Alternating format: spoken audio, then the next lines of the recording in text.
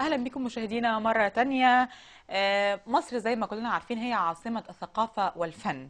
مصر هي عاصمة الحضارات، وهي ولادة دائما بشبابها الفنانين، خلاقة دائما للفن والإبداعات. معايا النهاردة فنانة شابة تغربت بره مصر فترات طويلة من عمرها، يمكن جت مصر السنة اللي فاتت. هي بتؤمن بالفن، ولكن أول إيمانها بالفن إن الفن مش دراسة وتعلم قد ما هو موهبة ربانية وممارسة حقيقية لهذا الفن. معي النهاردة منيرة إسماعيل. أهلا بك يا منيرة. اهلا بك يا منيرة، أنت أول حضور ليكي لمصر ده كان السنة اللي فاتت بالظبط 2011. 2011 مع بدايات الثورة. بالظبط عبرتي عن فنك وتأثرتي مش بس من خلال الدراسة، لأن أنت دراستك كانت في مجال طباعة النسيج. ايوه بالظبط. أنت عبرتي بشكل مختلف عن لوحاتك أو عن فنك، نتيجة أن أنت كنتي مغتربة في بلاد، في السعودية، قطر، وكنت في قطر، بلاد في مختلفة. دول عربية اه شقيقة. ومن خلال الغربة ومن خلال الوحدة بالظبط. تم تعبير عن فنك بشكل مختلف، بالظبط. غير اختلاف نوعية الفن اللي انت درستيها. كلمينا عن اتجاهك للوحات او للرسم او الفن التشكيلي بشكل عام. انا اتجاهي للرسم عامه ما كانش مختلف قوي عن الطباعه. يعني الطباعه بتعبر عن تصميم بننفذه، بنحط التصميم بالوان بنختارها بنحطها. انا اكتسبت من الطباعه، اخترت التصميم. طبعا دراستي في الكليه عملت تصميم من خلالها، اتعلمت منها التصميم، اختيار الالوان. بس الاختلاف ما بين الطباعه والرسم على كرسم على اللوحات ان انا بعبر في اللوحات عن حاجه انا بحسها. لكن كطباعه المنسوجات انا مش يعني مجرد تصميم بنفذه. فده اختلاف بين الطباعه وبين رسم اللوحات. لكن انا اتعلمت اساسا من الطباعه كيفيه اختيار الالوان، كيفيه تكوين التصميم. دي كلها حاجات كان اساسها التكوين في الطباعه المنسوجه. تعمقتي في دراسة الفن ودرستي في كلية فنون تطبيقية. بالظبط. يعني إلى أي مدى كان هذا التعمق وكانت إفادتك من دراستك في فنون تطبيقية؟ في بداية دراستي في الفنون التطبيقية كانت كنت عايزة أكون فكرة عن كيفية استخدام التصميم، لأن أصلا كلية فنون تطبيقية إزاي أقدر أعمل تقييم للتصميم وفي نفس الوقت تكوين الفكره. مش مجرد ان انا برسم وخلاص، او انا لا يعني بعمل يعني كونتراست ما بين الاثنين، يعني في الفكره تنفيذها وبستفيد بيها، بفيد بيها اللي حواليا. ف فكونت فكره في الطباعه، عايز علموني ازاي الون. يعني بدايتي في الكليه هي بدايتي استخدام الالوان، تكوين اللون، تكوين التصميم. بس هي بعد ما خلصت بقى كليه اكتشفت نتيجه الغربه، زي ما انت قلتي كده، زي نتيجه الغربه ان ادتني فرصه كبيره ان انا اقعد كده مع نفسي واحس ان انا عايزه ارسم، امسك الفرشه عشان خاطر اعبر عن اختلاف احاسيس جوايا حسيتها. وطبعا الانتقال ما بين البلاد مختلفه في الغربه كانت نتيجتها ان انا عرفت ثقافات مختلفه للشعوب مختلفه، وقدرت اعبر بيها عن حاجات حسيتها، مجرد احاسيس كانت بتطلع من جوايا بعبر بيها عن بفرشتي. ده مختلفه عن مجال الطباعه. لكن مجال طباعة النسيج مجال نادر شوية بالظبط. ومش مش موجود، والعمل بيه كمان مش متوفر بشكل كبير. ليه ما اتجهتيش للعمل بنفس المجال؟ انا اشتغلت فتره كديزاينر في مجال الطباعه. بس يعني انا الديزاين مش يعني مش هو ما حققليش قوي الحته اللي انا عايزه اعبر عنها. يعني ديزاين على قماش مش دي اللي انا عايزاها. يعني اللي انا عايزاه اعبر عن حاجه انا بحسها، عن حاجه اجواء انا بعيشها. يعني حاجات انا زي الثوره عبرت عن برسم عنها. حاجات تانية اتعرضت ليها او شفتها ناس حواليا بيتعرضوا ليها برضه عبرت عنها. فدي صعبه ان انا احققها في الطباعه. يعني الطباعه بنقل او بحقق بيها حاجه بس الناس اللي حواليا بيستفيدوا منها، اللي هي طباعه الملابس. نشأتك العربية وغربتك في دول عربية بتختلف طبعا عن الغربة في الدولة الأوروبية، بالظبط. من ناحية الثقافة، ومن ناحية الفن، من ناحية فعلا. التعامل، من الناحية النفسية بتأثر بيها الشخص وبتأثر فيه. بالظبط. نشأتك العربية يعني برضو مش بعيدة عن النشأة المصرية. النصيه يعني مش بعيده، لا. النشأة العربية أثرت في فنك وأثرت فيكي أنت شخصيا لحد فين؟ هي ادتني فرصة ان انا اتأمل. ادتني فرصة ان انا افكر. يعني هي الغربة، ما هي غربة وحدة. مم. فنتيجة فانا يعني استغلتها ان انا اقدر يعني استغل الوحدة والفراغ بان انا اقدر يعني اطلع حاجة جوايا انا بحسها. مم. لكن وده فادني بان انا عبرت عن الثقافات المختلفه اللي حواليا اللي انا عشتها. زي لوحه الست والراجل، الرجل والمراه مثلا. مم. طريقه التعبير عنهم، طريقه التصرفات ما بينهم وبين بعض. مجرد انفعالات نفسيه بقالك منهم. تقريبا كام سنة في المجال ده يا منير؟ نقول 7 سنين او 8 سنين. 7 سنين. مم، الفنان والفنان الفنان الرسام بالظبط. بشكل خاص دايما ليه مراحل في تطوره، في تقنياته، في ابداعاته. ان انت تقدري بعد ما عرفتي مبادئ هذا الفن تقدري تنوعي من خلال موهبتك، من خلال احاسيسك، من خلال نفسيتك اللي بتمري بيها، من خلال الالوان، من خلال الموضوع. بالظبط. وصلتي لانهي مرحله من التطور؟ مرحلتي دلوقتي نقول انا مش هقول في البدايه، الحمد لله انا عديت مرحله ما عشان البدايه. كده سالتك الاول انت اه بالك قد ايه. لا انا عديت مرحله البدايه، بس لسه بدري قوي على النهايه. لسه يعني. يعني انت وانت قاعده كده في البيت، او يمكن انت تواجدك لما مم. جيتي السنه اللي فاتت، مم. والسنه اللي فاتت دي حصلت الثوره بالظبط. الغير متوقعه تماما لكل الدول، يعني اكيد اه. كانت مفاجاه لكل العالم، يعني مم. الثوره المصريه. مم.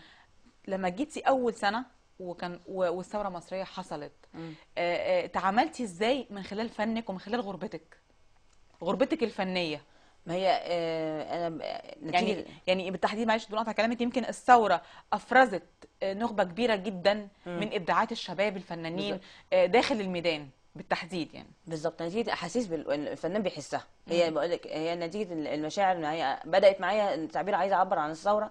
هي بدات فعلا من بعد ما بدايه الثوره. نتيجه ايه؟ نتيجه احساس الشعب بالجوع والقهر والظلم لنوعيه معينه من الشباب. يعني في ناس معينه كان في البطاله منتشره، الظلم، الفقر منتشر، الجوع منتشر ما بين الشباب انت دول. كنت على درايه بده ولا استوعبتيه لما جيتي لا في انا في كنت على الفتره دي؟ درايه. انا ما انا يعني انا والحمد لله انا مش انا بحاول اختلط بالناس. يعني بحاول ان انا اعرف يعني يعني الناس عايشه ازاي، بتفكر ازاي. كنت مم. بتألم الام الناس دي. يعني كنت مم. بحس ان هو طب ليه كده؟ طب هم ليه عايشين كده؟ ليه مش واخدين فرص زي ما ناس تانية واخده فرصها؟ مم.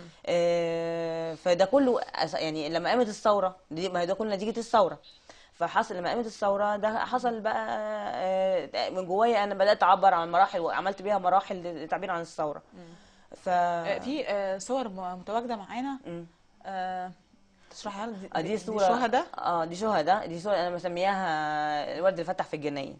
مم. دي مجموعه من الشهداء. انا لو كنت اقدر احطهم كلهم كنت حطيتهم، بس دي مجموعه صغيره منهم. بس رمزت، يعني كان في رمز معين بضباط الشرطه، ضباط الشرطه كنت قصداه قصدها اكيد طبعا يعني. اكيد، لان ضباط الشرطه مش كلهم مش كلهم فساد. وحشين. مش كلهم وحشين. مم. يعني عندنا اللواء محمد البطران ده طبعا كلنا عارفين ان هو قد ايه كان ميت وهو بيدافع بيدافع عن عن مكانه وعن مهنته وعن بلده. بالظبط. والنقيب عصام فتحي عبد العاطي ده انا على معرفه شخصيه بيه. يعني ده انا من اطراف اهلي، وعارفه هو مات ازاي، وعارفه ازاي هو استشهد نتيجه الدفاع عن بلده برضه. فمش كل ما نقدرش ان احنا نظلم كل افراد الشرطه ونقول عليهم ان هم فيهم فساد. في كل مكان في فساد. مم. انا بعبرت هنا عن الشهداء. انا يعني هي كحقل من الذره. مم. خير مصر. يعني هي طلعوا هم ده الخير بتاع مصر اللي هم موجودين فيه. بيحاولوا يحموا مصر من الفساد اللي هي كانت بتتعرض ليه. وفيها الاهرامات خالده. فهم يفضلوا رمزهم اسمهم خالد زي خلود الاهرامات. مم. وكان في اللوحه من فوق معبره عن جمال عبد الناصر وانور السادات. بس عشان خاطر يعني دول من الناس الزعماء القدام. عشان عبرت عنهم فين بقى؟ من خلال الاهرامات؟ لا هي صورهم موجوده بس مش موجوده. مش واضحه. مش واضحه. هم دول بيرمزوا ان هي كل عصر فيه مساوئه، في بالظبط. في ايجابيات وفي فيها سلبيات. سلبيات. بس هم حزن فيها آه. حزن على اللي بيحصل في مصر دلوقتي. مم. يمكن كل فنان ليه تقنيات وخامات معينة بالظبط. بيفضل يستخدمها علشان الصورة تكون معبرة مم. عن اللي هو عايز يعبر عنه. مم. ايه اكتر الخامات والتقنيات اللي بتستخدميها في لوحاتك؟ هي الالوان الخامات اللي بستخدمها الوان زيت، الوان اكريليك، ممكن ورق الذهب. وكل لوحه بتختلف خاماتها عن اللوحه التانية، عشان خاطر اللي تديني درجه اللون اللي انا اقدر اعبر بيها، والاحساس اللي انا اقدر يوصله لي اللون نفسه في اللوحه. اللوحة دي اللوحه دي مراحل الثوره المختلفه. هي بدات اول حاجه بدايه الثوره.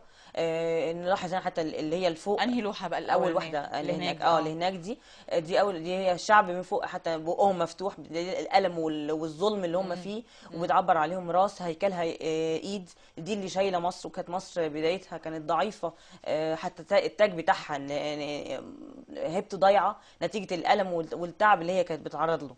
المرحله الثانيه بدا الشعب بدات عليه مظاهر فرحه نتيجه ان مصر بدات حجمها يكبر، وبدات قوتها تزيد، فبدات انها تقوم من اللي هي فيه، وبدات انها تقوم وتقف جنب الشعب اللي هي ماسكها، حتى تقلت على ايد الشعب اللي هي ماسكاه. المرحله الثالثه مصر وقفت خلاص جنب الشعب اللي هي ماسكاه، وبدا خيرها يظهر جواها، والشعب فيها بدا يخش جزء منهم يدخل جواها، وبدا في شهداء للاسف، وشعبها بدا يعني عدده يقل من اللي هم بيحصل لهم.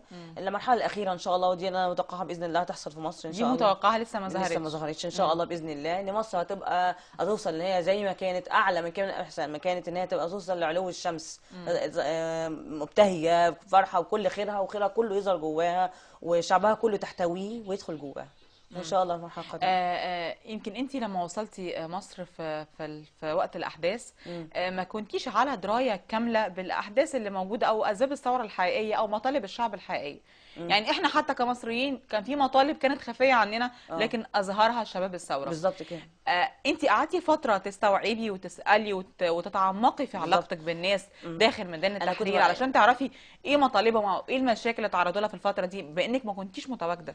هي انا الثوره بدايتها كنت مجرد ان هي كانت عندي من القهر والظلم، لكن لما نزل في التحرير، بدايه التحرير، ما الناس بقى اللي في التحرير وحصل لهم، فدي زودت الظلم اللي حصل ما كل نقطه دم نزلت حصل بقى الم اكتر.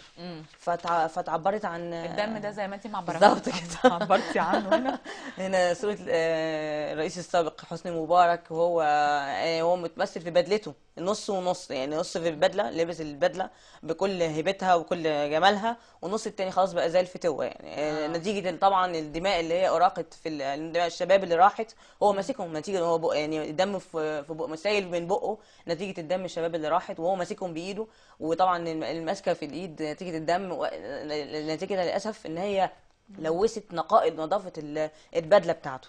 ونلاحظ في النص التاني من اللوحه بعض بقى الحاشيه بتاعته حتى صورتها بصور ان هي صور حيه ومحروقه بالنار. من النار دي نتيجه الظلم والعذاب اللي الشعب اللي هو اللي داقه، ده النار حرقتهم من كتر نار العذاب اللي في الشعب نفسه. فدي تعبير حر عن الظلم للشعب يعني. يمكن لاحظنا من لوحاتك الثلاث لوحات اللي اتعرضوا ان في تصوير حي بالظبط، يعني او في رسم حي للصور. الفن التشكيلي او الفنون بشكل عام ليها مدارس. ممكن نصنف فنك من انهي مدرسه فنيه؟ هو انا مدرستي مدرسه الحديثه، لانها مش متجهه على الناحيه معينه او فن معين. ماشي، بس انا بميل للمدرسه التكعيبيه. انا بميل، وخصوصا الفنان بابلو بيكاسو، انا بحب قوي لوحاته، وبحب قوي اميل بابلو بيكاسو، بول سيزان، دول كلهم انا بحب الرسم. يمكن اللوحه دي من الفن التشكيلي التجريدي التكعيبي قريبه جدا من الفنان بابلو بيكاسو، انا بميل ليها يعني. تعبير عن ايه يعني؟ مجهول. دي برضو رسمتها بعد الثوره. دي النظره للمجهول، يعني كلهم حتى تلاحظ ان هم باصين لناحيه معينه ومش عارفين رايحين فين. بس في الوان زاهيه، يعني بحس ان انا بنظر لامل مشرق. فدي تعبير برضو عن القادم، بس القادم الكويس ان شاء الله. لوحاتك كفنانه دارسه وموهوبه، فيها نوع من الالهام، الالهام الشعري، يعني ممكن يبقى في قصيده عن اللوحات اللي انت قدمتيها، خصوصا لوحات الثوره. ايوه يعني انت قاصده ده، قاصده ان انت تبقي في لمسه حسيه فنيه من خلال لوحاتك، بالظبط. ولا قاصده ان تعبري عن اللي جواكي من خلال لا الرسم لا لا، وخلاص؟ هي انا عايزه اوصل حاجه جوايا، بس اوصلها عن طريق انت الالوان عشان مش والفرشه. شاعره عبرتي عنها بالظبط. انا بالفرشه مش شاعره، انا مش والالوان. بكتب، انا اه. برسم. يعني هو بدل القلم انا برسم. مم. فبقى يعني كانه بالظبط موضوع تعبير.